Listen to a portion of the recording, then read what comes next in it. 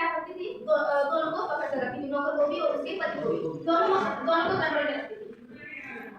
उनकी तेज नजर पलंग पर बैठे बैठे भी नौकर की हर काम की जानकारी रखती थी।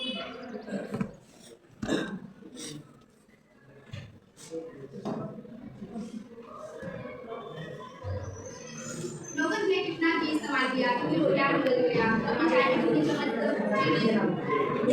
शांत रहा।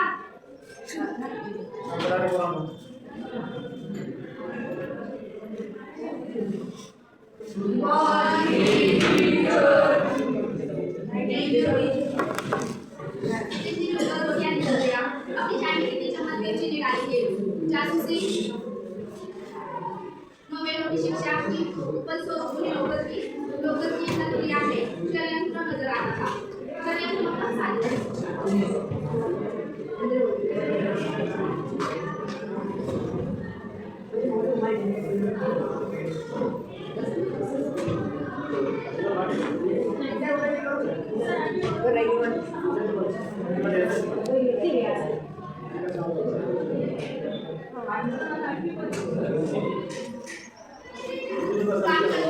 काम करने लगा, देखो अरुण था मतलब उसके पास कोई रूप नहीं था, वो दिखने में सुंदर नहीं था।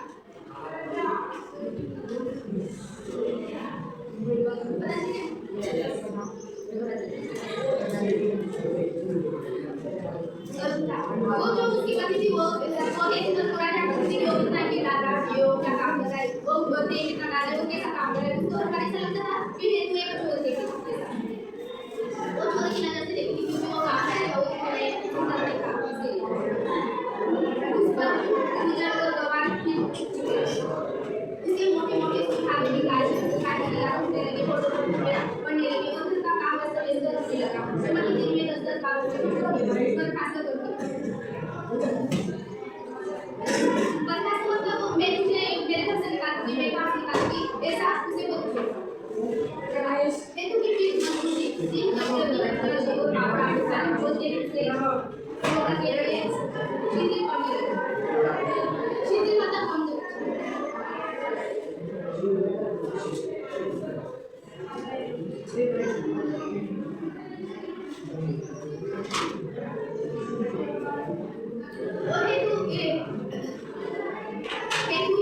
वो काम थोड़ा अच्छे से नहीं करता, उसके कारण कभी धब्बे पड़ते थे और क्लास के वो बर्तन धोते समय काट के क्लास छूट जाते थे।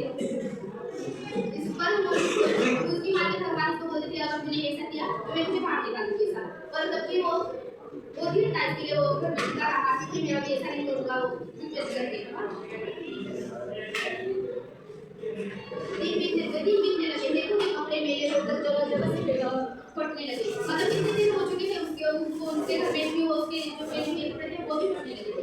धुआं का रंग और खराब होने लगा और गाँव का थोड़ा धीरे धीरे एक छोरी नौकर तब्दील होने लगा, तब्दील मतलब बदलने लगा। एक गाँव का जो लड़का था वो अभी शहर का नौकर बन गया। इसी तरह 3 महीने कितने पर यह कुछ कर श्रीमान और श्रीमती जी एक छोटा सा बालक था जो 4-8 वर्ष का हो चला था। उनको एक लड़का था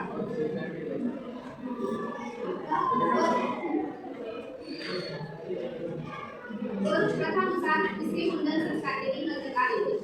उनको जो मालिक का जो लड़का था, मुंडन मतलब वो बाल करेगा, वो प्रोग्राम नजदीक आ रहा था।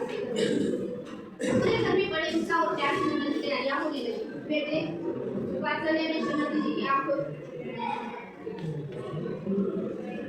आटे दाल और घी से हटाकर रंग बिरंगी खिलौने और कपड़ों की ओर फेर दी। मतलब जो मालिक थी वो अरे टीचर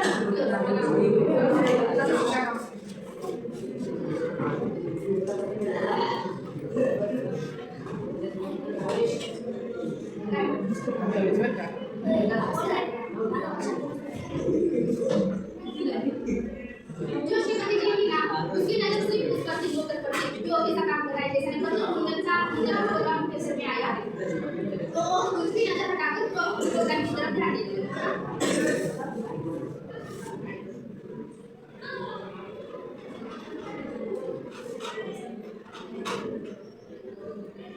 रंग बिरंगी खिलौने और कपड़ों की ओर फिरती।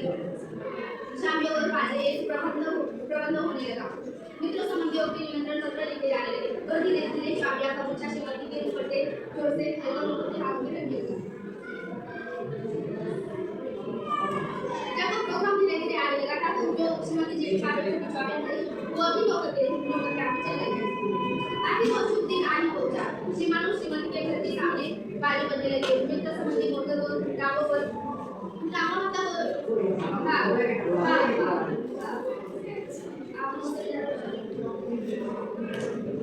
बच्चे के लिए उपहार देकर आने लगे। मतलब जो रिश्तेदार थे वो प्रोग्राम लेने आए।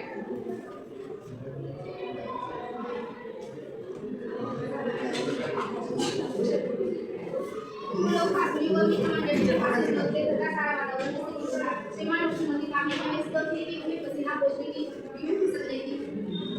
उनका तो मेन काम था श्रीमती और श्रीमान कि उनको पसीना पोंछने का भी वक्त नहीं था। मतलब पानी पीने का भी वक्त नहीं था। उनकी तरफ ध्यान देने का वक्त नहीं था। एक उसी वक्त सुनो अभी एक उसी वक्त हेतु कई बाहर से लौटा और सीधा श्रीमान के सामने आ खड़ा हुआ। हुजूर, मुझे छुट्टी चाहिए, मुझे घर जाना है। श्रीमान उसी वक्त दरवाजे पर खड़े अतिथियों का स्वागत कर रहे थे। अतिथि मतलब हेतु के इस अनोखे वाक्य पर हैरान हो गए। क्या बात है? हुजूर, मुझे घर बुलाया है। मुझे आप छुट्टी दे दे। हुजूर दे दे। आज के दिन मुझे छुट्टी दे दो। श्रीमान को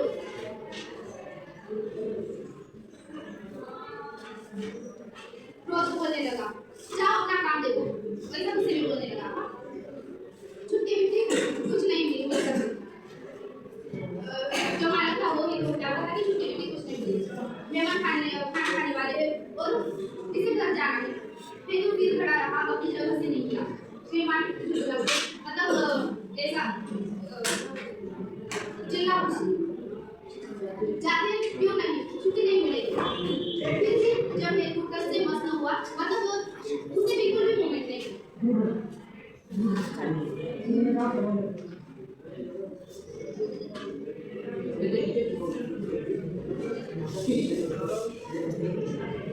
ऐसे मस्त हुआ तो श्रीमान का काम हो गया और छुट्टी ही हेतु की मोहब्बत चाटा दे मारा।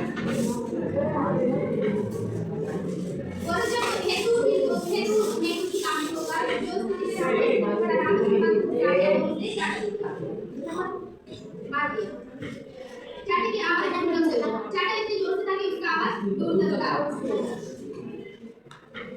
बहुत से मित्र संबंधियों ने भी सुनी और आंखें उठाकर भी देखा।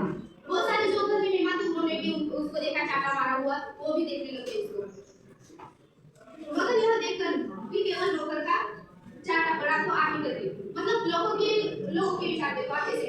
अगर उसकी जगह कोई दूसरा देता तो बचाने के लिए जाता, सब कोई रिश्तेदारी देता तो बचाने जाता, पर क्यों नौकर था उसके लिए चाटा भी दे रहा है तो किसको नौकर को दिया। इसलिए उन्होंने वापस अपना काम करने लगे। वो वापस से मदद कर दी।